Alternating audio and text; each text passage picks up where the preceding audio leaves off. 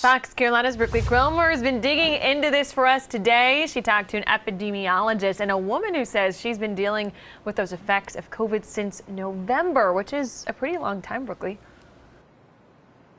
That's right, Tori. Now, I've been digging into this today. After talking to her, she tells me she got the vaccine earlier this month after experiencing months of COVID symptoms. She says she's now experiencing some relief from some of those symptoms.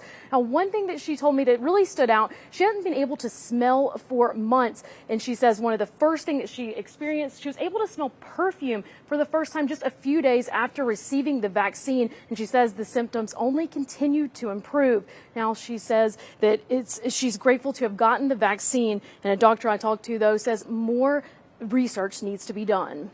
It's been a long road for some COVID-19 long haulers. I thought, oh, I'm out of the woods, but just weird things kept cropping up. And Nolan and her entire family tested positive for COVID back in November. While her husband and kids have recovered, she's still feeling the effects. I had a lot of difficulty with just heart rate, breathing. I was on 3 inhalers trying to breathe. And so that was probably about a month that I was trying to deal with that.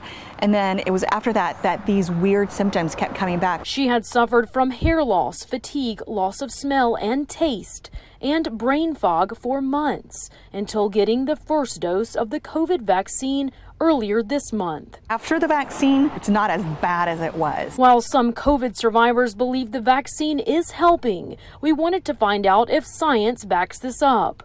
Leora Rennert is an infectious disease epidemiologist at Clemson University. So far, there is not strong evidence that there is an effect of taking the vaccine on improving symptoms in those with long COVID. We looked for studies on long haulers and the effects of the COVID vaccine, but only found a few informal ones have been done. You really need to conduct a rigorous and statistically sound study in order to determine whether or not symptoms actually improve. While more research is needed, it gives long haulers like Nolan hope for better days ahead. It's hopeful to celebrate those victories.